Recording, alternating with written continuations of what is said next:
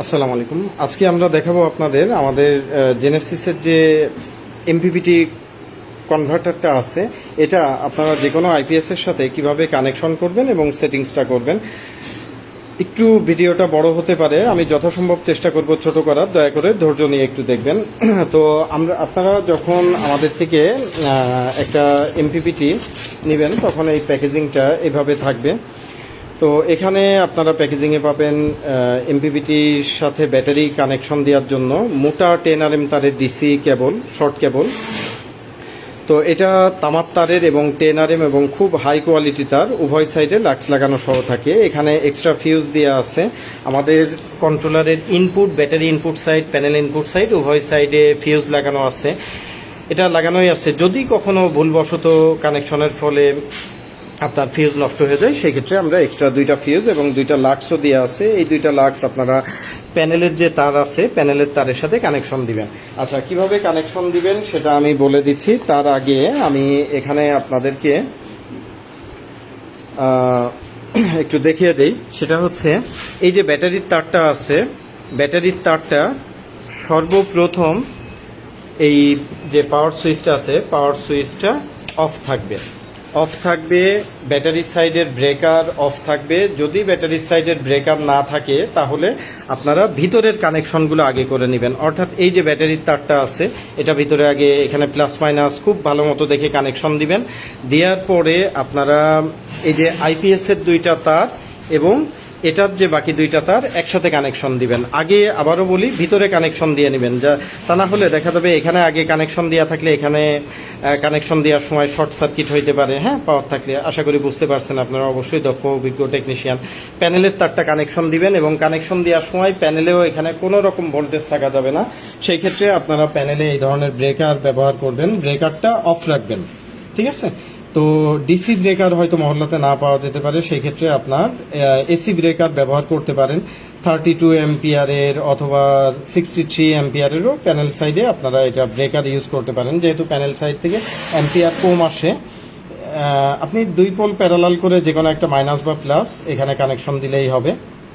আর বাকি 2টা তার আপনার হচ্ছে এখানে আপনি চাইলে প্লাস মাইনাস 2টাই নিতে পারেন। যদি ভালো কোয়ালিটির ক্লিক, আরএফএল, আপনার ট্রান্সকম, এনার্জি প্যাক অথবা সুপারস্টার, ওয়ালটন এই ধরনের ভালো কোম্পানি বুঝে ব্রেকার কিনবেন প্যানেল সাইডের জন্য। এসি ব্রেকার হলে চলবে।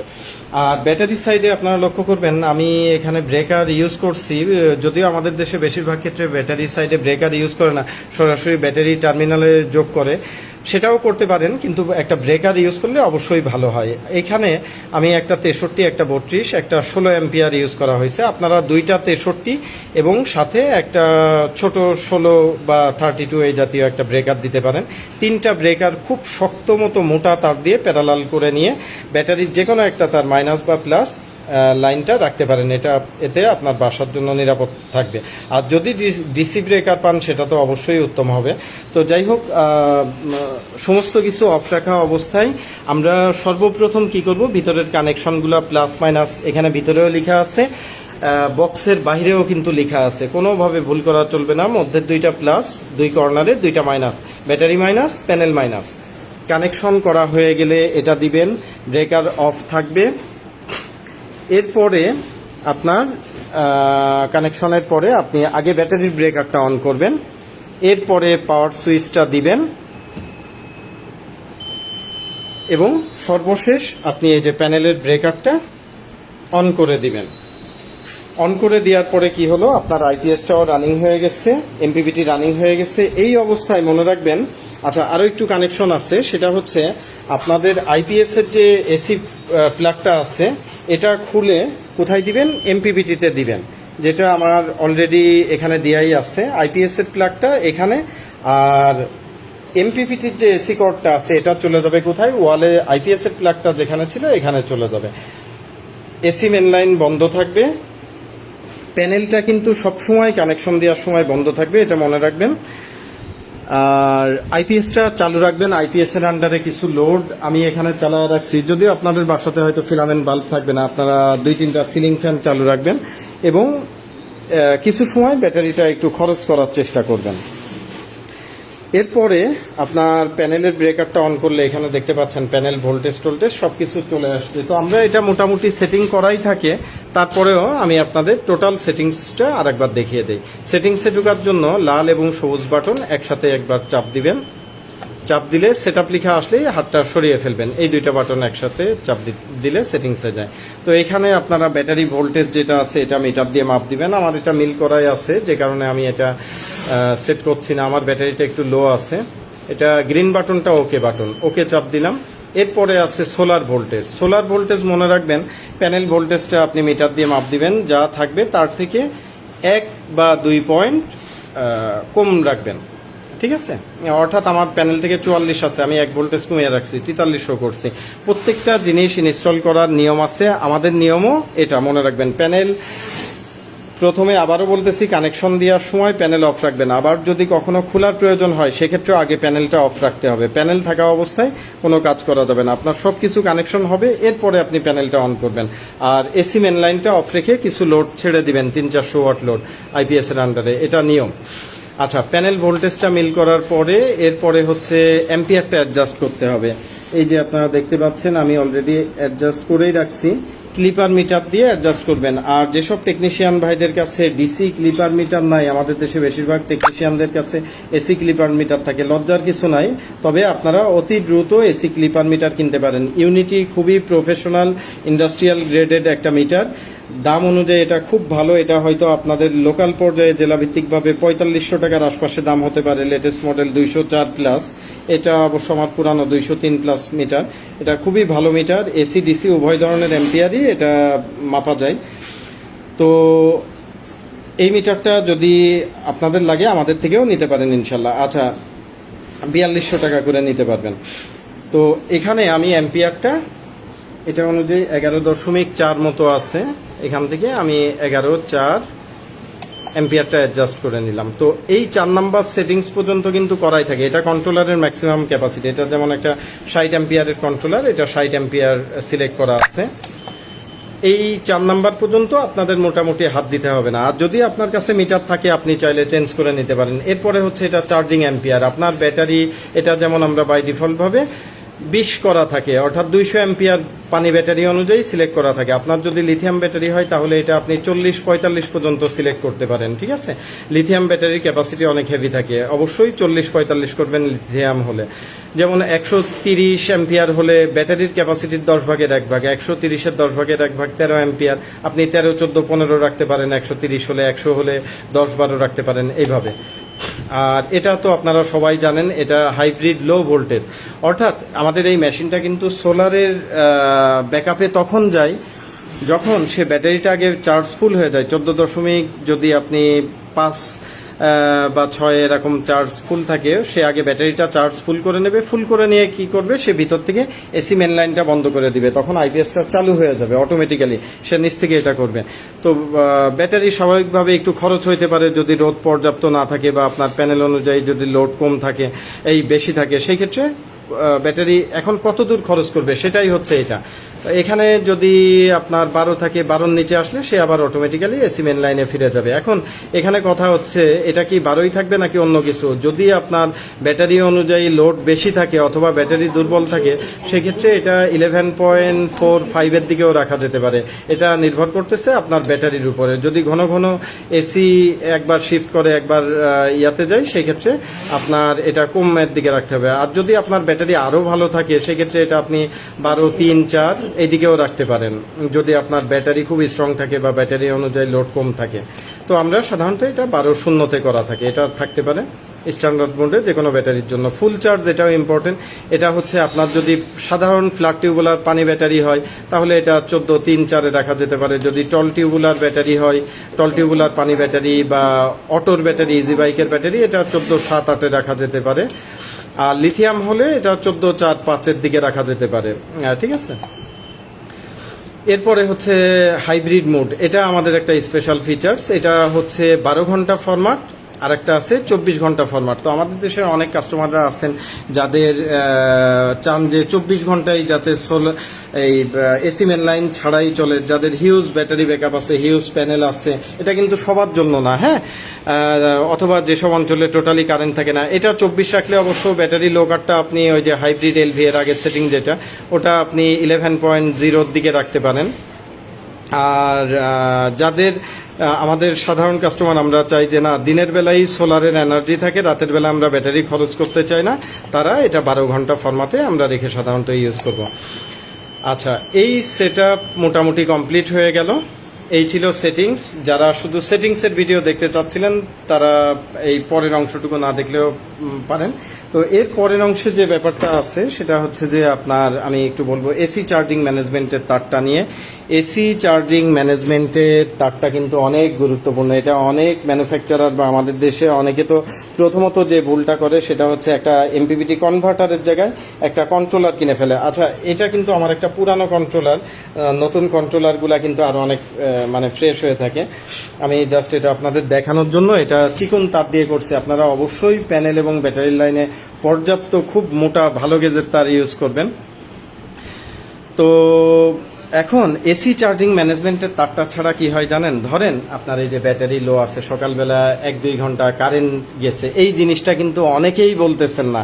হ্যাঁ, আমাদের দেশের আমি কোম্পানির নাম বলবো না, তবে এতটুকু বলি পাকিস্তানি ডিজাইনের কিছু এমপিপিটি আছে বিভিন্ন কোম্পানির, হ্যাঁ, ওইটাতে দেখবেন এখানে স্টারগুলা লাফালাফি করে। এই কন্ট্রোলার থেকে 5 হাত না 10 হাত দূরে থাকা উচিত। কারণ এটাতে প্রথম জিনিস হচ্ছে ডুয়েল অ্যাম্পিয়ার ম্যানেজমেন্ট যে ব্যাপারটা দেখাইলাম, একটা হচ্ছে কন্ট্রোলারের ম্যাক্সিমাম অ্যাম্পিয়ার ক্যাপাসিটি আর একটা হচ্ছে আপনার চার্জিং অ্যাম্পিয়ার ক্যাপাসিটি। এই চার্জিং অ্যাম্পিয়ার কিন্তু সিলেক্ট করা যায় না, এটা মাথায় রাখবেন। যারা ভিডিও দেখছেন, যারা তর্ক করেন বা কাস্টমারদের উল্টাপাল্টা বুঝান, তাদের উদ্দেশ্যে বলতেছি পাকিস্তানি এমপিপিটিতে চার্জিং অ্যাম্পিয়ার সিলেক্ট করা যায় না। এটা আজ পর্যন্ত আমি নিজেও কোনোভাবে এটার ফাংশনে নাই। অনেকে মিথ্যাচার করে বলে করা যায়, এই সেই, কিন্তু করা যায় না। ধরেন একটা কন্ট্রোলারের ম্যাক্সিমাম ক্যাপাসিটি 60 অ্যাম্পিয়ার, আপনি এটাকে 60 অ্যাম্পিয়ারেই অ্যাম্পিয়ার ক্যাপাসিটিটা সিলেক্ট করছেন। এখন হবে কি, যখন প্যানেল থেকে অনেক হেভি অ্যাম্পিয়ার আসবে তখন কিন্তু আপনার ব্যাটারির মধ্যে প্যানেলের পূর্ণ অ্যাম্পিয়ারটাই সে ঢুকাই দিবে, তখন ব্যাটারির ক্ষতি হয়। এবং অলরেডি অনেক কোম্পানির ইউজাররা আমাদেরকে তো সারা বাংলাদেশ থেকে ফোন দেন, এটা ব্যাটারির ক্ষতি হচ্ছে।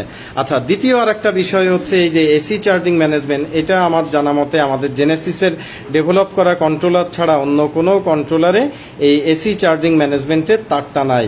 আচ্ছা, এটার জন্য আলাদা ভিডিও আছে, ভিডিও লিঙ্কে দেখে নেবেন। তো এটা না থাকলে কি হয় জানেন? আপনার ধরেন আপনি যে কোনো কোম্পানির আপনার আইপিএস এবং আপনি একটা এমপিপিটি কিনছেন, এই এমপিপিটির যদি এই তারটা না থাকে, এর সাধ্য নাই যে এই আইপিএসটাকে এসি চার্জিং বন্ধ করে। এটা যারা বলে সম্পূর্ণ মিথ্যা বলে, বিক্রির উদ্দেশ্যে বলে, প্রতারণা একরকম। হ্যাঁ, এখানে ভিতরে যতই সেন্সর থাকে সেই এসি চার্জিং আইপিএস এর কখনোই বন্ধ করতে পারবে না একটা এক্সটার্নাল এমপিপিটি কন্ট্রোলার যেটাতে আপনার আইপিএস এর সাথে এই তারের কানেকশন নাই। আমি আপনাদের প্র্যাকটিক্যালি একটু দেখাই। ধরেন এই তারটা এই যে আমি খুলে দিলাম, খুলে দিলে কি হবে জানেন? এই যে ধরেন এত সময় কারেন্ট ছিল না, ব্যাটারি খরচ হয়েছে, সকাল থেকে 1-2 ঘন্টা বা 3 ঘন্টা যেটাই হোক কারেন্ট নাই। এখন কারেন্ট আসলে হবে কি, এই আইপিএস এ দেখবেন যে প্যানেল থেকে পর্যাপ্ত এনার্জি আসা সত্ত্বেও আপনার, আচ্ছা আমি এটা ট্র্যাক করতে ভুলে গেছি, আমি এটার আপনাদের নিয়মটা দেখিয়ে দিচ্ছি। এই দুইটা চাপ দিয়েও ট্র্যাক করা যায়। প্রথমে অবস্থায় আপনি একবার চাপ দিতে পারেন, তবে এটা একবার সেট আপ হয়ে গেলে বারবার কিন্তু এটা সেট আপ করা যাবে না। এই যে একবার সেট আপ করছেন, এই অনুযায়ী সে সারা বছর বা বছরের পর বছর এইভাবেই চলতে থাকবে। কখনো এটার পাওয়ার সুইচ কিন্তু অন অফ করা যাবে না সেট আপ হয়ে গেলে, ঠিক আছে? এটা মাথায় রাখতে হবে। অনেকে আছেন পণ্ডিতি করে বারবার চাপাচাপি করেন, মনে রাখবেন এখানে চাপাচাপি করার কিছু নাই। যা ইনফরমেশন আছে সব আপনার এখান থেকেই শো করবে, ঠিক আছে? এই যে দেখেন, ধরেন প্যানেল থেকে অনেক হাই অ্যাম্পিয়ার আসা সত্ত্বেও দেখেন এখান থেকেও কিন্তু আইপিএস থেকে, একটু ওয়েট করেন আসবে, এই দেখেন আইপিএস থেকেও চার্জিং করতেছে কিন্তু। হ্যাঁ, তো এই দুই দিক থেকে চার্জিং করলে আপনি সোলার সিস্টেম স্থাপন করছেন, এরপরেও যদি সে দিনের বেলা সোলার থেকে হেভি অ্যাম্পিয়ার আসা সত্ত্বেও আপনার যদি আইপিএস থেকে চার্জ করে তাহলে একদিকে যেমন আপনার ব্যাটারির 12টা বাজবে, ব্যাটারির মারাত্মক ক্ষতি হবে, এবং অপরদিকে আপনার বিদ্যুৎ বিল কিন্তু সেভ হবে না এই তার ছাড়া, মনে রাখবেন।